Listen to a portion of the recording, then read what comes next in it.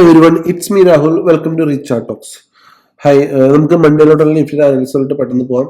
So Nifty നമ്മൾ just നമുക്ക് monthly ഒന്ന് ജസ്റ്റ് നമുക്ക് നിഫ്റ്റിനെ ജസ്റ്റ് നോക്കാം. മന്ത്ലി നമുക്ക് നിഫ്റ്റിനെ നോക്കുമ്പോൾ ജസ്റ്റ് നിഫ്റ്റി ജസ്റ്റ് ഒരു പുൾ ബാക്ക് ചെയ്തിരിക്കുകയാണ്. സ്റ്റിൽ മന്ത്ലി നമ്മൾ ഒരു ട്രെൻഡ് അപ്പ് തന്നെയാണ്. ബട്ട്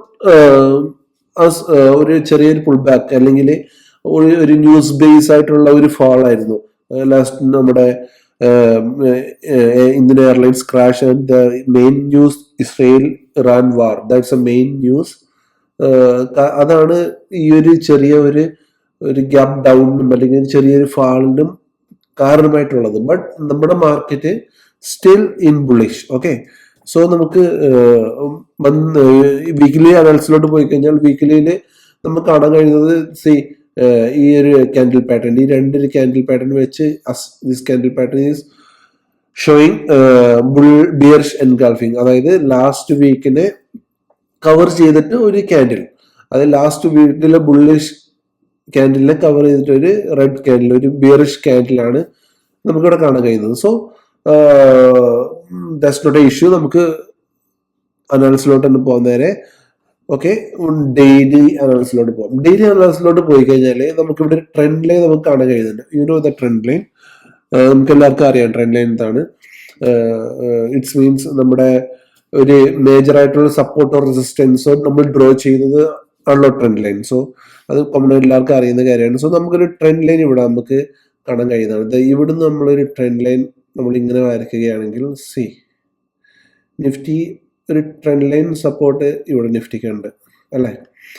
ഈ ഇതുണ്ട് 1 2 3 4 5 6 7 ഇത്രയും സപ്പോർട്ട് എടുത്തിട്ട് ഒരു ട്രെൻഡ് ലൈൻ അല്ലെങ്കിൽ ഒരു റെസിസ്റ്റൻസ്, ഒന്നിൽ കൂടുതൽ റെസിസ്റ്റൻസ് എടുത്തൊരു ട്രെൻഡ് ലൈൻ നമുക്കിവിടെ കാണാൻ കഴിയുന്നതാണ്. സോ നമ്മൾ ഈ ട്രെൻഡ് ലൈൻ ചിലപ്പോൾ വരച്ചതെന്ന് വെച്ചാൽ നമ്മൾ ഈ ട്രെൻഡ് ലൈനിന്റെ താഴെയാണ് നിഫ്റ്റി ഒന്ന് ക്ലോസ് ചെയ്തിട്ടുള്ളത് അല്ലെ.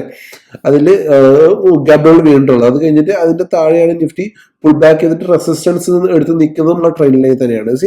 നമുക്ക് ഈ ട്രെൻഡ് ലൈനിൽ എന്നൊക്കെ നിഫ്റ്റി താഴോട്ട് പോയിട്ടുണ്ടോ അത് കഴിഞ്ഞ ശേഷം നിഫ്റ്റിക്കുണ്ടായ മൂവ്മെന്റ്സ് നമുക്ക് ജസ്റ്റ് ഒന്ന് അനാലിസിസ് ചെയ്യാം.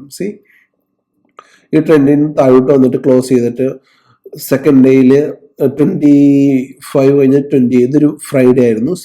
26, 27, 28 ഏപ്രിൽ ഉണ്ടായ മൂവ്മെന്റ്. ഓക്കെ, അത് കഴിഞ്ഞിട്ട് ഈ 8 മെയ് കഴിഞ്ഞിട്ട് നിഫ്റ്റി താഴോട്ട് വീണിട്ട് ഇതേപോലെ ഒരു ഗ്യാപ് ഡൗൺ കഴിഞ്ഞിട്ട് നിഫ്റ്റി നെക്സ്റ്റ് ഡേ നിഫ്റ്റി ഉണ്ടാക്കിയ മൂവ്മെന്റ് 9th മെയ്. ഓക്കെ, അതുപോലെ അതിന്റെ താഴെ ക്ലോസ് ചെയ്ത ദിവസം 3rd ജൂൺ. അത് കഴിഞ്ഞിട്ടും ചെറിയൊരു ബുള്ളിഷ്നെസ് ആണ് ഉണ്ടായിട്ടുള്ളത്. അതിന് നെക്സ്റ്റ് ഡേ നിഫ്റ്റി നല്ലൊരു മൂവ്മെന്റ് മുന്നോട്ട് തന്നു. അത് കഴിഞ്ഞിട്ട് ഈ ട്രെൻഡ് ലൈനിന് താഴോട്ട് പോയ ദിവസമാണ് ഈ ഒരു ലാസ്റ്റ് വീക്കിലെ ലാസ്റ്റ് ഫ്രൈഡേ. ഈ മൂവ്മെന്റ് ഇന്ത്യ പാക് വാർ അതായിരുന്നു. ഇതും ഏകദേശം അതേപോലെ തന്നെ. അപ്പൊ നമുക്ക് ഇത് എക്സ്പെക്ട് ചെയ്യാം, നാളെ നിഫ്റ്റി ഇതിന്റെ മുകളിൽ കയറുകയാണെങ്കിൽ, ഈ ട്രെൻഡ് ലൈനിന്റെ മുകളിൽ കയറുകയാണെങ്കിൽ നിഫ്റ്റി ഒരു അപ്പ് മൂവ്മെന്റ് തരാൻ ചാൻസ് ഉണ്ട്. സോ നമുക്ക് ഇത് കൂടാതെ ഇവിടെ കൂടെ ഒരു ട്രെൻഡ് ലൈൻ വരുന്നുണ്ട് അല്ലെ. നമുക്ക്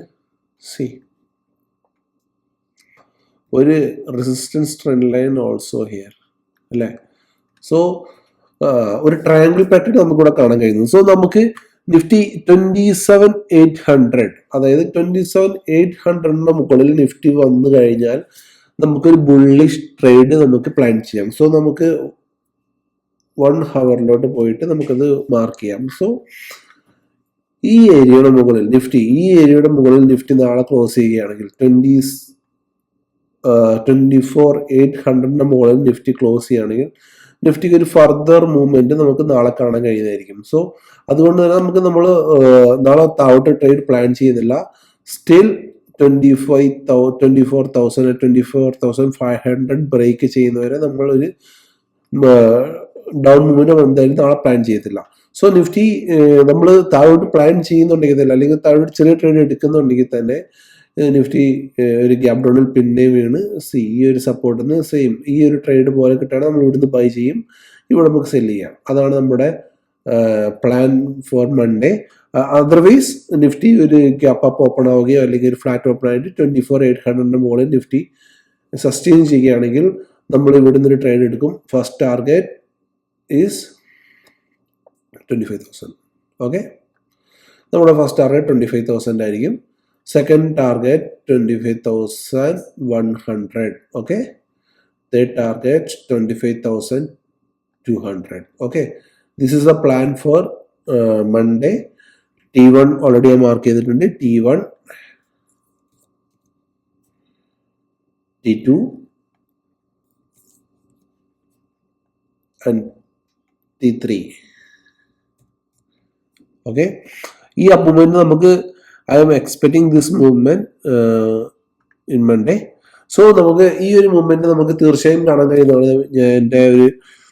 എൻ്റെ ബയാസ് ലാസ്റ്റ് വീക്കിലെ നിഫ്റ്റിയുടെ പാസ്റ്റ് ദിവസങ്ങളിലെ അല്ലെങ്കിൽ പാസ്റ്റ് മന്തിലെ അല്ലെങ്കിൽ പാസ്റ്റ് വീക്കിലെ നിഫ്റ്റിയുടെ ഒരു എന്താ പറയുക, നിഫ്റ്റിയുടെ ഒരു ക്യാരക്ടർ അല്ലെങ്കിൽ നിഫ്റ്റി എങ്ങനെയാണോ ബിഹേവ് ചെയ്തുകൊണ്ടിരിക്കുന്നത് അല്ലെങ്കിൽ ആസ് പെർ പ്രൈസ് ആക്ഷൻ ഈ ഒരു മൂവ്മെന്റ് തീർച്ചയായിട്ടും കാണാൻ കഴിയും. അതായത് 750 ആയിട്ട് ഒരു മേജർ സപ്പോർട്ടായിട്ട് നിഫ്റ്റിക്ക് ആക്ട് ചെയ്യും. ഓക്കെ, 24,800 മുകളിൽ ഒരു മൂവ്മെന്റ് തരികയാണെങ്കിൽ 100% നിഫ്റ്റി മുകളിലോട്ടൊരു മൂവ്മെന്റ് ചെയ്യാൻ ചാൻസ് ഉണ്ട്. 25,000 നമുക്ക് ടാർഗറ്റ് ആയിട്ട് വെക്കാം. മീൻസ് നാളെ നിഫ്റ്റി ഇത്രയും മൂവ്മെന്റ് തരാനുള്ള ചാൻസ് ഉള്ളൂ. സോ ഈ ഒരു മൂവ്മെന്റ് ഇവിടെ തരികയാണ് നമുക്ക് ഫസ്റ്റ് ടാർഗറ്റ് ഇവിടെ നിന്ന് എടുക്കും. ഇവിടെ നിന്ന് ജസ്റ്റ് പുൾ ബാക്ക് ചെയ്തിട്ട് നിഫ്റ്റി അടുത്ത ഫർദർ മൂവ്മെന്റ് ചെയ്യാനുള്ള ചാൻസ് ഉള്ളൂ. സോ ഫസ്റ്റ് ടാർഗറ്റ് നമ്മുടെ 25,000 തന്നെ ആയിരിക്കും. അതും 24,800 മുകളിൽ നിഫ്റ്റി സസ്റ്റെയിൻ ചെയ്താൽ മാത്രം, അതർവൈസ് നമുക്ക് ട്രേഡ് ഉണ്ടാവില്ല. താഴോട്ട് നമ്മൾ എന്തായാലും ട്രേഡ് എടുക്കുന്നില്ല.